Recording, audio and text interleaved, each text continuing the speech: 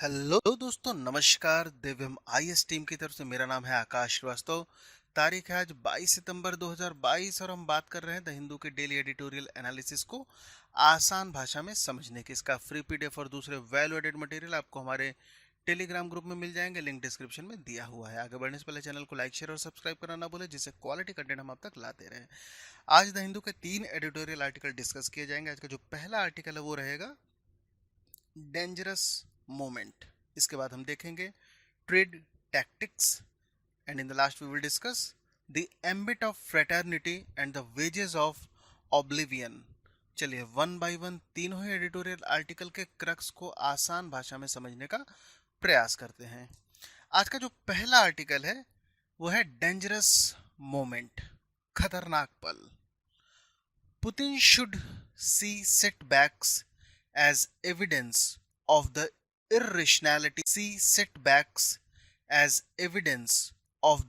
irrationality of war। Putin को युद्ध की तर्कहीनता के सबूत के रूप में असफलताओं को देखना चाहिए। फिर से क्लियर कर देता हूं, जो भी हिंदी अनुवाद है उसके लिए गूगल ट्रांसलेशन का इस्तेमाल किया गया है। ऐसे में शब्दार्थ और भावार्थ में भी यदि भिन्नता होती है तो कमेंट बॉक्स में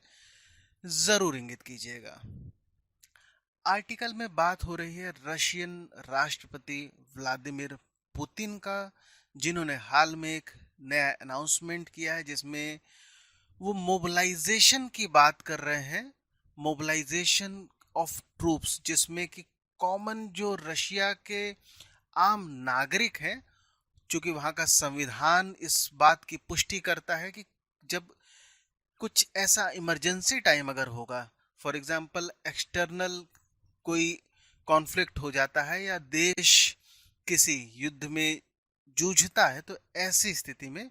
जो आम नागरिक है उसको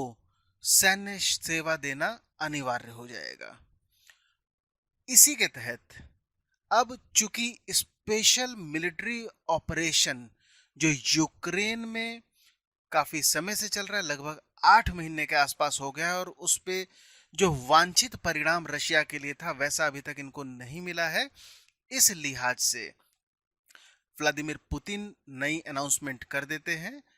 इससे पहले इनका प्लान ये था कि लगभग 1.5 लाख सैनिकों के बल पर एक ये त्वरित कार्रवाई करेंगे और जो यूक्रेन है उसको डीमिलिटराइजेशन कर देंगे, और जिस कुछ जहां पर रशियन प्रभुत्व वाले क्षेत्र हैं, लुहांस्क, डोनेस्क, क्रीमिया पहले से ही है, और ये जैसे जैसे शेडेस कम हो रहे हैं देख सकते हैं यहाँ पर बोली जाती है और रशियन इथेनिसिटी के लोग भी रहते हैं, प्रो रशियन पीपुल हम कह सकते हैं। तो बेसिकली ऐसे क्षेत्र को ये अपने प्रभाव में ले लेंगे, पर ऐसा नहीं हो पाता है चूंकि वेस्टर्न कंट्री यूएस सबका बैकिंग यूक्रेन को मिलता है, हथियार से, डिप्लोमेसी से और भी दूसरे संबंधों में रशिया पर बहुत तरीके के सैंक्शन लग जाते हैं, इकोनॉमिक और दूसरे सारे फ्रंट पर, जिस वजह से रशिया जिस त्वरित परिणाम की अपेक्षा कर रहा था वैसा नहीं मिलता है। इसी के दिशा में राष्ट्रपति पुतिन ये नया अभी घोषणा कर देते हैं जिसपे लगभग 3 लाख जो ट्रूप है उनका पार्शियल मोबिलाइजेशन होगा, आंशिक मोबिलाइजेशन होगा, और इसमें जो आम नागरिक हैं उनको एज अ सोल्जर उनकी नियुक्ति होगी। अब चूंकि आगे ये भी बात कही जा रही है कि जो प्रो रशियन सेपरेटिस्ट हैं, जैसे कि अलगाववादी जो लोग होते हैं जो रशिया के पक्ष में जाते हैं, बेसिकली लुहांस्क, डोनेस्क, जेफ्रीजिया और इसके अलावा खार्किव, तो इन जगहों पर एक रेफरेंडम की बात हो रही है। रेफरेंडम क्या होगा कि आप रशिया में रहना चाहते हैं अथवा यूक्रेन में वापस जाना चाहते हैं। यूक्रेन और रशिया के बीच में से चुनाव करने के लिए वोटिंग होगी, जिसमें यहाँ के जो नागरिक हैं वो वोट करेंगे। अब चूंकि बात ये भी हो रही है, ऑलरेडी ये प्रो रशियन है, तो निश्चित तौर पर रशिया के पक्ष में ही वोट पड़ने की ज्यादा उम्मीद लगाई जा रही है। अब चूंकि ऑलरेडी रशिया के जो भी मंशा थी, जब युद्ध शुरू होता उससे पहले मंशा क्या थी, कारण बताया जा रहा था कि जो नाटो है वो रशिया के बिल्कुल नजदीक आ चुका है, एक्सपेंशन नाटो का हो रहा है और अभी 8 महीने के भीतर ये देखा जा रहा है कि यूक्रेन पर रशिया अपना प्रभुत्व उस तरीके से नहीं जमा पा रहा है, युद्ध में बुरी तरीके से फंस गया है। और इसके अलावा नाटो का और भी ज्यादा विस्तार हो गया। 2 नए कंट्री, कौन कौन से नए कंट्री? फिनलैंड और स्वीडन, अब ये भी नाटो के मेंबर हो गए जो बिल्कुल रशिया के पड़ोस में हैं। ऐसे में रशियन प्राइम मिनिस्टर, माफ कीजिएगा, रशियन प्रेसिडेंट और रशियन डिफेंस मिनिस्टर सर्गी सोइगु ये इस बात पर अब जोर देते हैं। अभी तक ऑफिशियली रशिया ने कभी भी यूक्रेन पर जो भी कार्रवाई हो रहा है उसके लिए वॉर शब्द का इस्तेमाल नहीं किया था, पर पहली बार प्रेस कॉन्फ्रेंस के दौरान में जो वहां के डिफेंस मिनिस्टर हैं वो बात करते हैं कि अभी तक जो रशिया था वो अवॉइड कर रहा था, जो मिलिट्री ऑपरेशन चल रहा था उसको वॉर नहीं कह रहा था, किंतु डिफेंस मिनिस्टर द्वारा कहा जाता है कि अब आज थोपी जा रही है कलेक्टिव वेस्ट के द्वारा। पूरी जो वेस्टर्न कंट्रीज हैं वो एक साथ मिलकर रशिया को युद्ध में ढकेल रही हैं। पहली बार युद्ध शब्द का प्रयोग रशिया के साथ किया गया है। अब चूंकि काफी स्थिति और ज्यादा गंभीर होती जा रही है, क्योंकि सिर्फ युद्ध शब्द का ही प्रयोग नहीं होता है बल्कि प्रेस कॉन्फ्रेंस के दौरान में जो न्यूक्लियर वेपन है उसकी बात को दोहराया जाता है और ये भी कहा जाता है कि इसको महज एक गीदड़ भभकी न समझिएगा, जरूरत पड़ने पर हम इसका प्रयोग करने से नहीं हटेंगे। और अब स्थितियां ऐसी हो रही कि रशिया को इसके प्रयोग के बारे में सोचने पर रशिया विवश होता जा रहा है। ऐसे में आगे भविष्य क्या होगा ये तो कहना मुश्किल है, युद्ध किस तरफ जाएगा, रशिया किस तरीके से आगे बढ़ता है, किंतु एक बात तो निसंदेह अब सच होने वाली है कि ये जो युद्ध है वो शीघ्र समाप्त नहीं होने जा रहा है। अगले आर्टिकल, फॉरेन ट्रेड टैक्टिक्स, व्यापार की रणनीति। Foreign trade policy revamp comes amid stuttering growth in की मार्केट। प्रमुख बाजारों में सुस्ती के बीच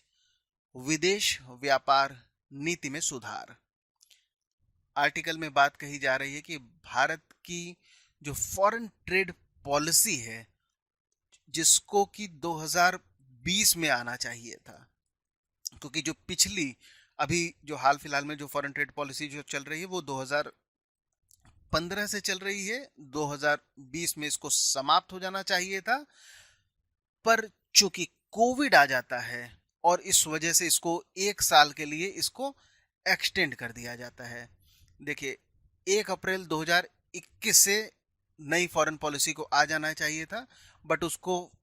एक्सटेंड कर दिया जाता है और अब चूंकि 6 माह का और एक्सटेंशन इसमें दे दिया जाता है, तो अभी जो आर्टिकल में बात कही जा रही है कि 1 साल का एक्सटेंशन तो समझ में आ रहा था, पर ये जो उसके बाद से 6 माह का एक्सटेंशन दिया जा रहा है, ये इसके पीछे क्या तर्क है इतना समझ में नहीं आ रहा। अब चूंकि आगे ये भी बात कही जा रही है आर्टिकल में कि सामान्यतः क्या होता है जब विदेश व्यापार नीति को लाया जाता है तो जो वित्तीय वर्ष होता है उसके शुरुआत में ला दिया जाता है, पर इस बार क्या हो रहा है, वर्ष के बीच में इन नीतियों को लाने का प्रयास किया जा रहा है। ये भी एक नया ट्रेंड की तरीके से होगा अथवा इसकी क्या आवश्यकता है, इसकी भी बातों पर इसमें विचार किया गया है। चूंकि बात ये भी हो रही है कि अभी जो अंतरराष्ट्रीय परिदृश्य है वो, और चूंकि भारत की ऑलरेडी जो ट्रेड लगभग 1.5 साल पहले ही आ जानी चाहिए थी, समय के साथ अब चूंकि कोविड में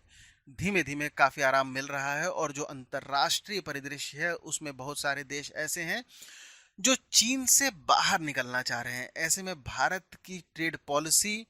काफी आवश्यक हो जाती है कि हम नए निवेशों को आकर्षित कर सकें। इन सब के अलावा भारत अभी जो इंडो पैसिफिक इकोनॉमिक फ्रेमवर्क के ट्रेड पिलर से खुद को अस्थायी रूप से बाहर कर लेता है। ऐसे में जो कंट्री टू कंट्री बाइलेटरल हम जो भी पैक्ट करते थे, अभी उसमें भी थोड़ा सा निगोशिएशन करने में कुछ समय लग सकता है। ऐसे में ये ट्रेड पॉलिसी इस दिशा में कुछ मददगार साबित हो सकती है। इस साल की बात करते हैं तो सरकार द्वारा ये उम्मीद लगाई जा रही है कि जो वस्तुओं का निर्यात होता है वो $450 बिलियन कम से कम टच कर जाएगा, किंतु अभी जो ग्रोथ अभी जो ग्रोथ की हम बात करते हैं तो जुलाई और अगस्त के बीच में तो ये सिंगल डिजिट 10% के नीचे रहता है। वहीं इस पूरे पीरियड की अगर बात करते हैं तो इंपोर्ट लगातार $60 बिलियन के ऊपर से मार्च महीने से बना हुआ है। अब चूंकि वैश्विक जो ग्रोथ है वो भी कहीं ना कहीं काफी डाउन हुई है, रशिया यूक्रेन जो कॉन्फ्लिक्ट चल रहा है उसकी वजह से कई कंट्री इवन रिसेशन के कगार पे भी खुद को महसूस कर रही हैं, जिसमें यूरोप यूएस भी शामिल हैं। अब ऐसे में जो नई पॉलिसी आएगी भारत की, नया जो विदेश व्यापार नीति होगी, उसको इन सारे पहलुओं को ध्यान में रखना होगा। किस तरीके से भारत के निर्यात को बढ़ाया जाए, भारत जो लगातार भारत का जो आयात बढ़ रहा है उस पर जो तार्किक बढ़ रहा है उस पर जो तार्किक रोक है उस पर उस दिशा में कार्य किया जा सके। और बेसिकली ये भी बात कही जा रही है कि जो की ग्रोथ सेक्टर हैं जैसे कि फार्मा हो गए, केमिकल हो गए, आयरन स्टील हो गए, इनको कुछ ड्यूटी रिमिशन स्कीम लगाई जा सकती है कि जिससे कि इनका जो एक्सपोर्ट होता है वो और ज्यादा बूस्ट हो सके। अब ये भी देखना दिलचस्प होगा कि बेसिकली क्या जो भारत की जो डोमेस्टिक नीड है उससे बिना कॉम्प्रोमाइज किए हुए, बिना जो इंपोर्ट में बहुत सारे जो हमारे डोमेस्टिक नीड की वजह से इंपोर्ट करना होता है उसमें भी कॉम्प्रोमाइज ना हो,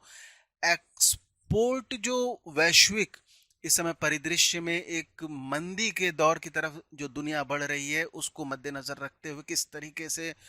भारतीय उत्पादों का एक्सपाया जा सके, नए बाजारों की खोज किस तरीके से किया जा सके, और ऑलरेडी जो मार्केट हमारे पास पहले से है उससे और ज्यादा अपनी जो गहनता है उसमें सुनिश्चित किया जा सके। और इन सबके साथ में जो भी हमारे पार्टनर कंट्रीज हैं, चाहे वो कितने भी छोटी देश हों अथवा कितने भी बड़े देश हों, सबके साथ व्यापारिक दृष्टि से हमारे संबंधों को और ज़्यादा मजबूत कैसे करना होगा। और इन सब के बीच चाइना फैक्टर को नहीं इग्नोर करना है। चाइना में से लगातार जो दुनिया भर के बहुत सारे कंट्रीज हैं वो बाहर निकल रहे हैं, तो वो जो व्यापार है वो भारत के पास किस तरीके से उसको आकर्षित किया जा सके, क्योंकि अभी भी देखा जा रहा है उसमें से जो मेजॉरिटी जो इंडस्ट्रीज हैं वो भारत की बजाय इंडोनेशिया जैसे कंट्री में ज़्यादा वरीयता वहाँ पर दे रही हैं। तो बेसिकली जो नई फॉरेन ट्रेड पॉलिसी है उसके अपने चैलेंजेस हैं, उसका स्वॉट एनालिसिस की ज़रूरत है, स्ट्रेंथ वीकनेस अपॉर्चुनिटी और थ्रेट, और इन सब के साथ जो भारत के हित में हो ऐसी पॉलिसी को लाने की आवश्यकता है। अगले आर्टिकल में बात कही जा रही है the ambit of fraternity and the wedges of oblivion, भाईचारे का दायरा और गुमनामी की मजदूरी। इस आर्टिकल को लिखा है हामिद अंसारी जी ने, जो कि भारत के वाइस प्रेसिडेंट उपराष्ट्रपति रह चुके हैं 2007 से 2017 के बीच में, 2 टर्म तक ये भारत के उपराष्ट्रपति रहे। आर्टिकल में ये भी बात कही जा रही है कि it is often forgotten that fraternity is among the basic value inscribed in the preamble of the constitution of India. यह अक्सर भुला दिया जाता है कि भाईचारा भारत संविधान की प्रस्तावना में अंकित बुनियादी मूल्यों में से एक है। आर्टिकल में बात हो रही है फ्रेटर्निटी की, भाईचारे की। इसका मतलब क्या होता है, शाब्दिक अर्थ क्या है, डॉक्टर भीमराव अंबेडकर इसको किस तरीके से व्याख्यायित करते हैं, और आज के दौर में व्यवहारिक पक्ष जब इसका देखा जाता है तब हम भाईचारे को किस तरीके से देख रहे हैं और आज के समाज में कितनी ज्यादा इसकी आवश्यकता बढ़ रही है। क्योंकि जब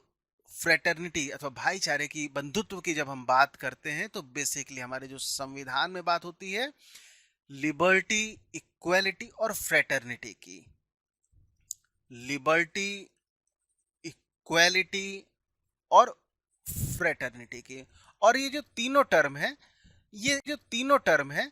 ये एक संयुक्त त्रयी के रूप में देखना होगा, यूनियन ऑफ थ्री या यूनियन ऑफ ट्रिनिटी। एक भी किसी दूसरे से अलग नहीं है, अथवा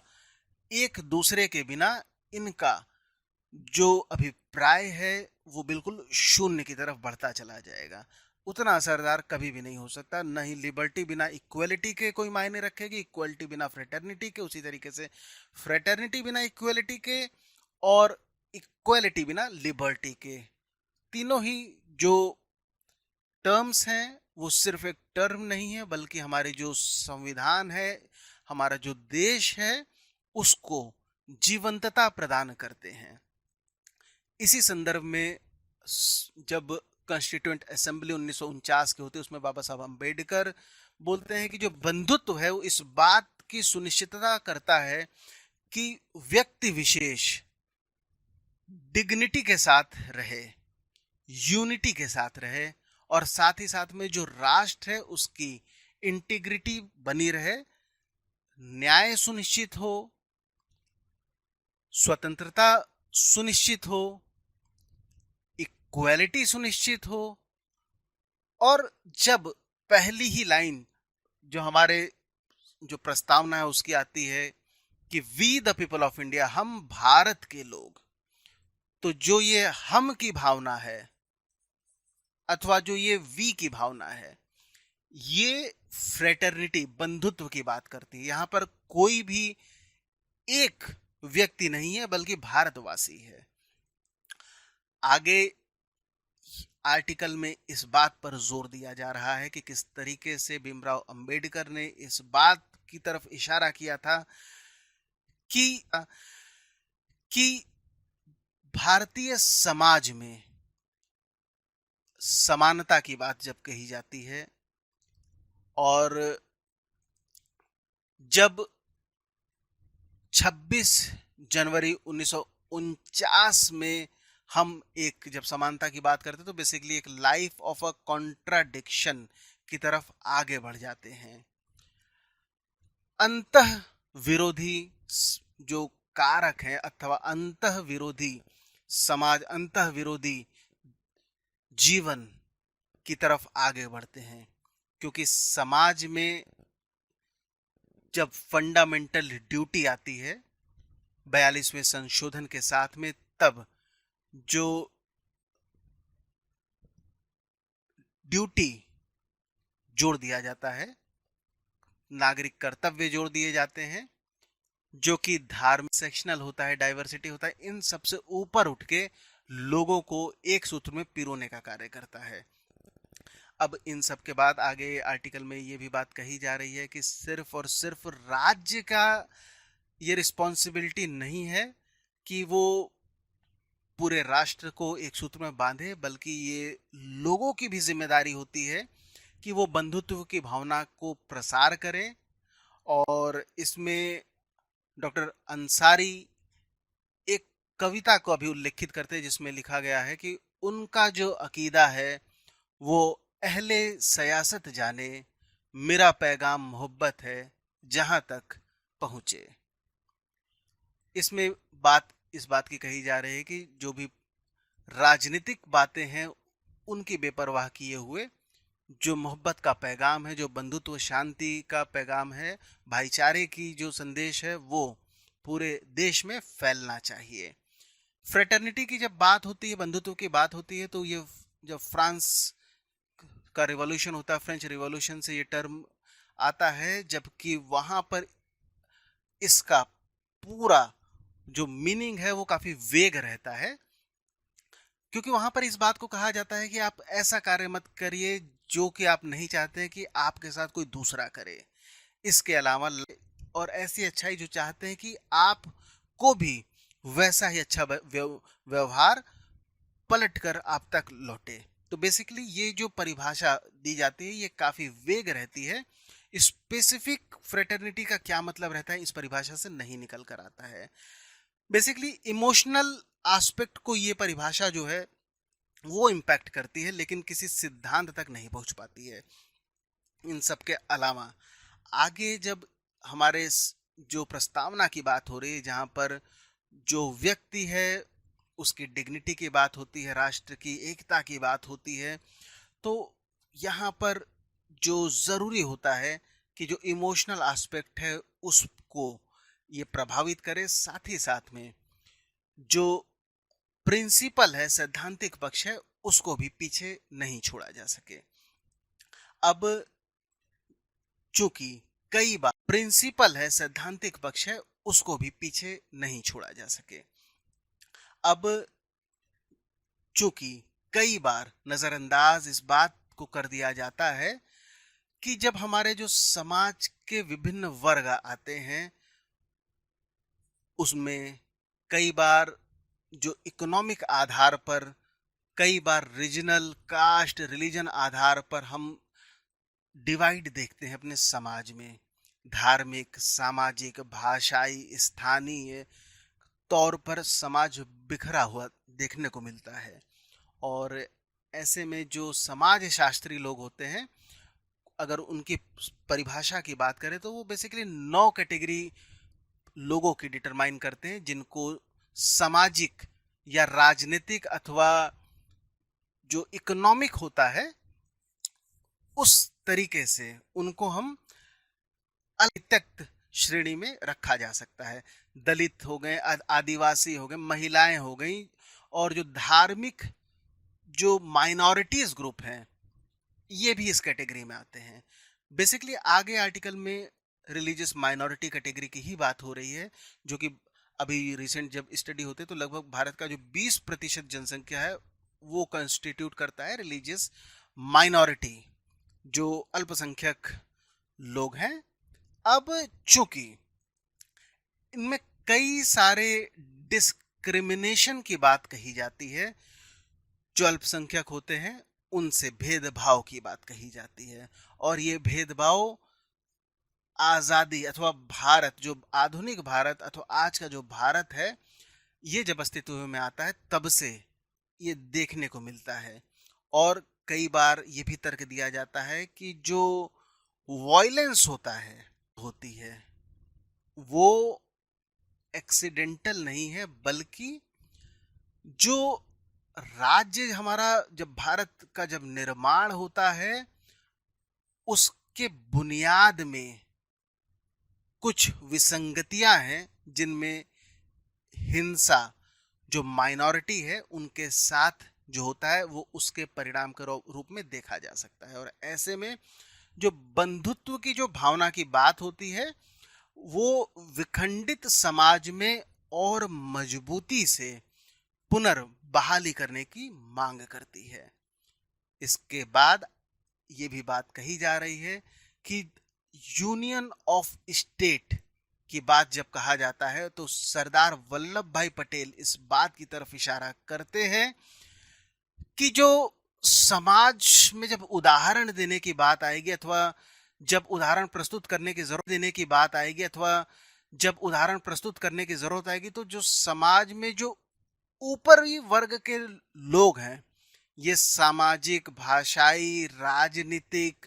धार्मिक और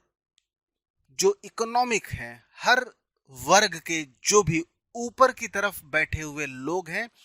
उनका पहला प्रयास होना चाहिए समाज में बदलाव लेने के लिए। क्योंकि जिस प्रकार से जब कोई बीज जमीन में अगर उसको बोया जाता है, जब तक वो जमीन के अंदर जड़ ना पकड़ ले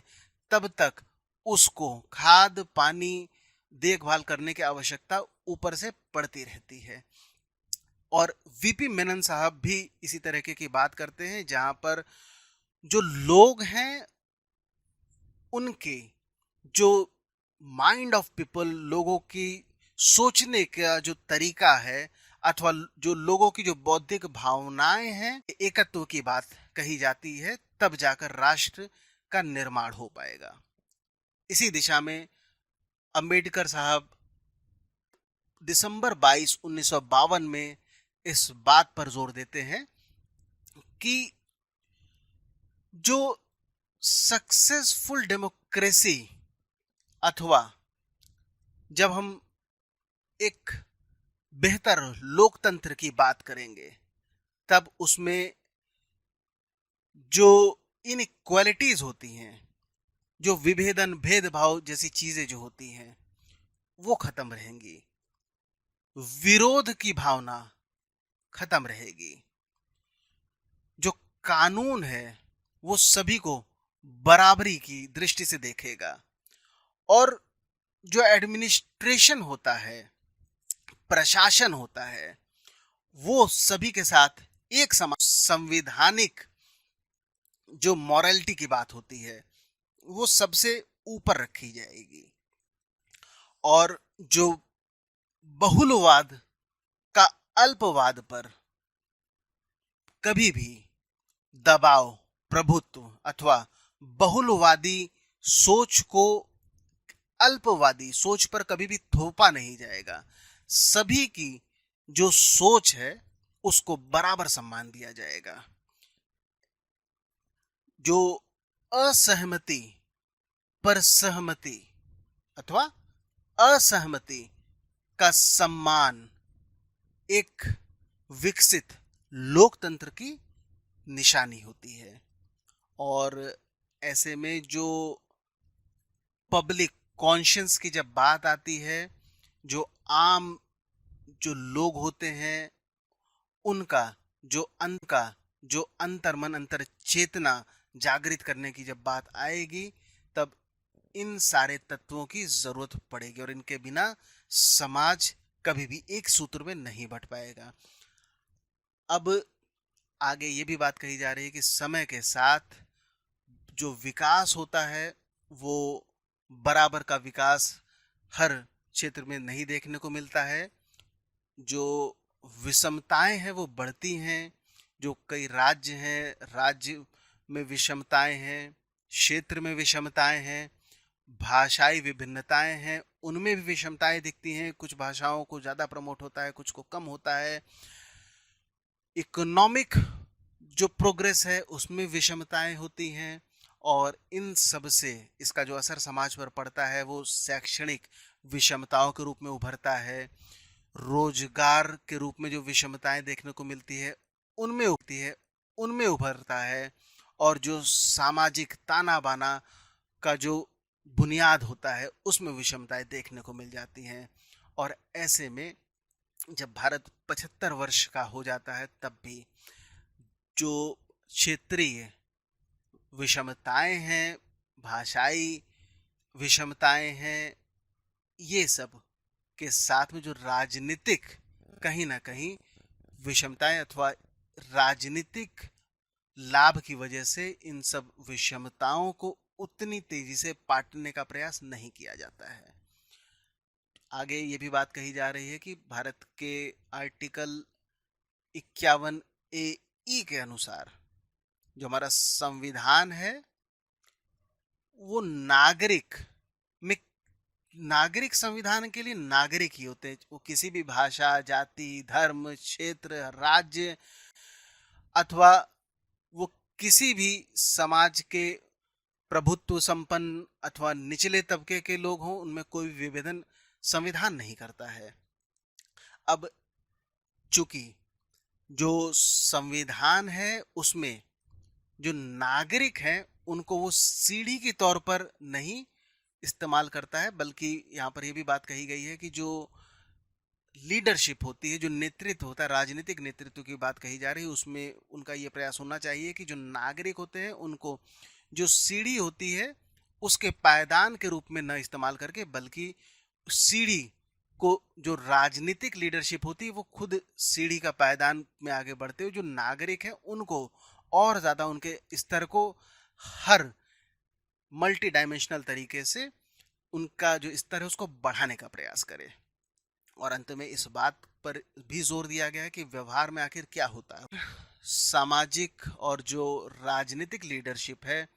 वो जो बंधुत्व की भावना है इसका सही मायने में प्रसार करती हुई नजर आती है। चाहे राष्ट्रीय तौर पर बात हो अथवा स्थानीय तौर पर बात हो, इस सब के बाद भी ये बात कही जा रही है कि